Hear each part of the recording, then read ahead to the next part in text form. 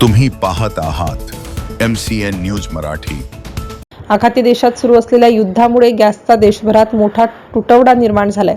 व्यावसायिक गॅसचा पुरवठा बंद झाल्याने याचा फटका आता गावखेड्यातही बसताना दिसतोय। बुलढाण्याच्या मेहकर तालुक्यातील हिवरा आश्रम येथे जवळपास 6,000 विद्यार्थी शिक्षण घेतात। त्यापैकी 3,000 विद्यार्थी हे गुरुकुलमध्ये राहतात। त्यांचे दररोज 2 वेळेचं जेवण हे आता चुलीवर बनवावं लागत आहे। वाढते तापमान आणि चुलीवर तयार करण्यात येणारे जेवण शिवाय होणाऱ्या धुरामुळे महिलांना मोठ्या अडचणींचा सामना करावा लागत आहे। त्यामुळे तात्काळ गॅसचा पुरवठा सुरळीत करण्याची मागणी स्वयंपाकी महिलांकडून केली जाते। MCN न्यूज मराठीकरिता भूषण शेट्टे, लोणा।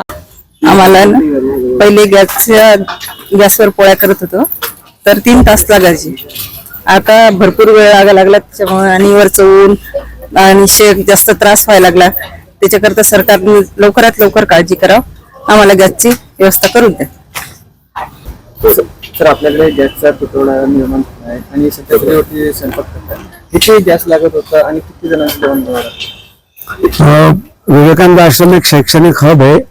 इथे 6,000 विद्यार्थी शिक्षण घेतात। पैकी 3,000 विद्यार्थी गुरुकुल पद्धतीने राहतात, म्हणजे त्यांना जेवण नाश्ता आपण पुरवतो, राहण्याची व्यवस्था पण करतो।